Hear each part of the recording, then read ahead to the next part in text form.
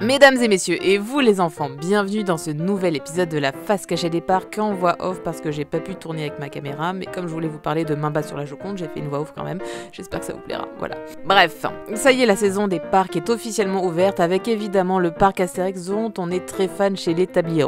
Et le parc nous gâte pour cette saison 2022 puisque c'est le retour du spectacle adoré des visiteurs, Main basse sur la Joconde.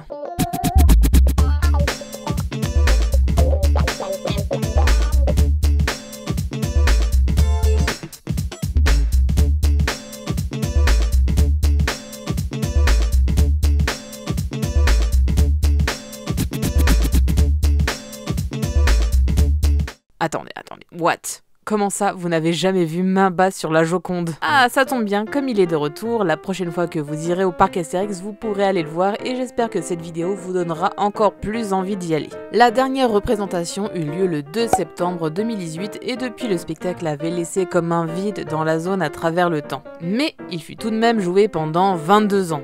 Peu de spectacles sont représentés autant de temps dans un parc à thème et cela prouve le succès et la popularité du spectacle. Avec l'arrivée d'Euro Disneyland en 1992, le parc Astérix a vu sa fréquentation baisser d'au moins 30%.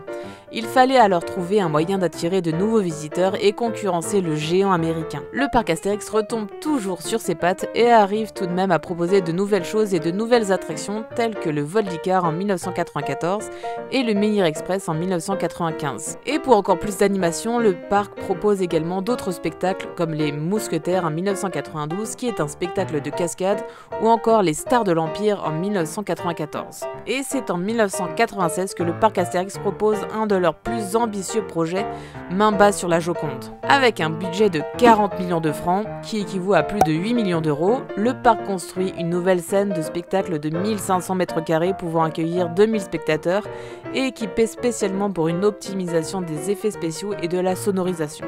Le parc a tout misé sur ce spectacle sans savoir qu'il serait aussi populaire et ils ont bien fait. Main basse sur la Joconde est scénarisé par Xavier Gassot qui a aussi dessiné et conçu les fameux décors de la scène, mais également d'autres spectacles du parc Astérix. Quant aux gags et aux cascades, ils sont assurés par l'équipe des cascadeurs associés. Que des pros quoi. Le spectacle est situé dans la zone à travers le temps, près de l'Oxygénarium et du restaurant du cirque, vous pouvez pas le rater. Mais sinon ça part de quoi le spectacle? Comme le titre l'indique, le spectacle raconte le vol fictif de la célèbre peinture de Leonardo da Vinci, la Joconde, dans les années 1930. Le fameux tableau doit partir du port du Havre afin d'être transféré au Metropolitan Museum of Art de New York. Évidemment, 3 bandits sont au courant du transfert et vont tenter de dérober le tableau. Mais c'est sans compter sur Marcel, peintre en bâtiment, le héros du spectacle, pour sauver la situation. Ça vous donne pas envie, franchement? L'histoire du spectacle est en fait inspirée de 2 faits réels, mais qui se sont passés à 2 moments différents. Le premier se passe en 1911 au musée du Louvre à Paris, où la Joconde s'est fait dérober, mais le tableau est retrouvé 2 ans plus tard en Italie. Et le deuxième événement se passe en 1963, où le tableau a bel et bien été transféré pour être exposé d'abord à la National Gallery de Washington, puis au Metropolitan Museum of Art de New York. Et voilà, boum! Ça fait un spectacle de cascade, d'explosion et d'humour digne du parc Astérix. Même si cela n'a aucun rapport avec l'univers d'Astérix, on peut deviner quand même que le spectacle a été inspiré par plusieurs médias, comme par exemple les BD franco-belges ou encore les dessins animés de Sacartoon. Ce qui fait le spectacle, c'est non seulement la mise en scène et l'action, mais avant tout les personnages. Et oui, pour les fans du show, le personnage le plus emblématique et que nous avions tous envie de retrouver, c'est Marcel. Et oui, le fameux Marcel, peintre en bâtiment jamais sans son échelle, niais et maladroit, il se retrouve au milieu de ce cambriolage sans avoir rien demandé à personne.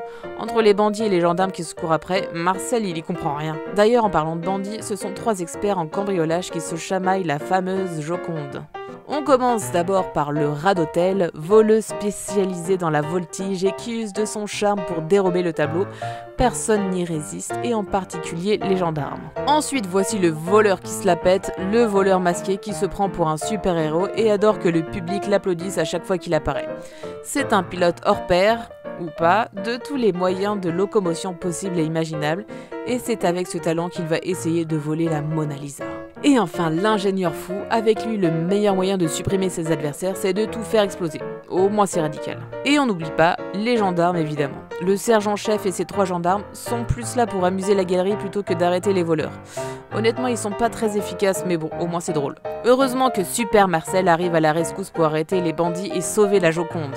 Comme je le disais un peu plus haut, les spectacles s'inspirent directement des cartoons à la Tex Avery et des films d'action pour rythmer les cascades et aussi la comédie. Le spectacle peut faire penser au film Fantomas de 1964 avec Louis de Funès, et c'est d'ailleurs Fantomas qui devait être à l'origine le héros du spectacle. Mais nous sommes bien contents qu'ils aient préféré Super Marcel. Avec leurs personnalités très différentes et hautes en couleurs, les personnages n'ont pas besoin d'utiliser de dialogue pour faire comprendre aux spectateurs ce qu'il se passe. Et c'est un grand point fort du spectacle car même les visiteurs étrangers peuvent aller le voir facilement.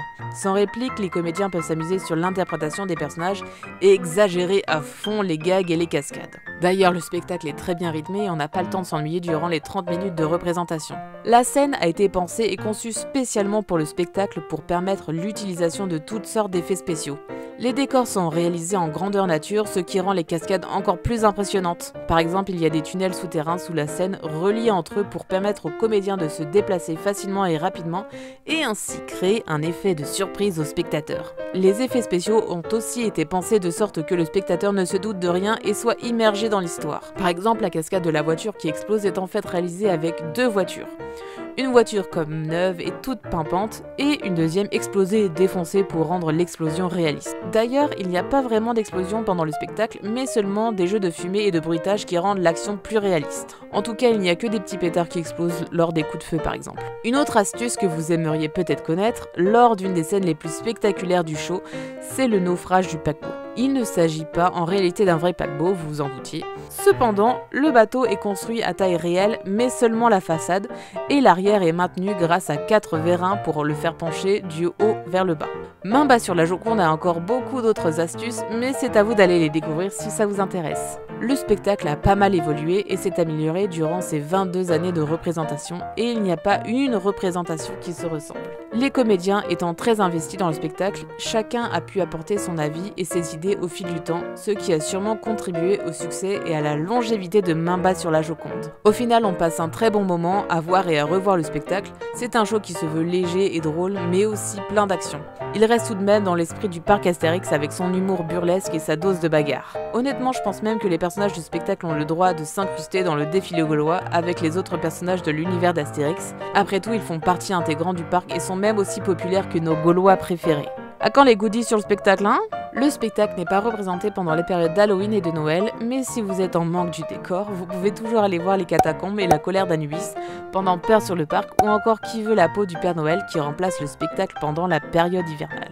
Bon, j'espère que vous avez apprécié la vidéo et que ça vous a donné envie de découvrir ou même de revoir le spectacle. Dites-moi ce que vous en pensez et n'hésitez pas à partager la vidéo si vous aussi vous êtes fan de Marcel. On se retrouve dans une prochaine vidéo, c'était la face cachée des parcs. À la prochaine!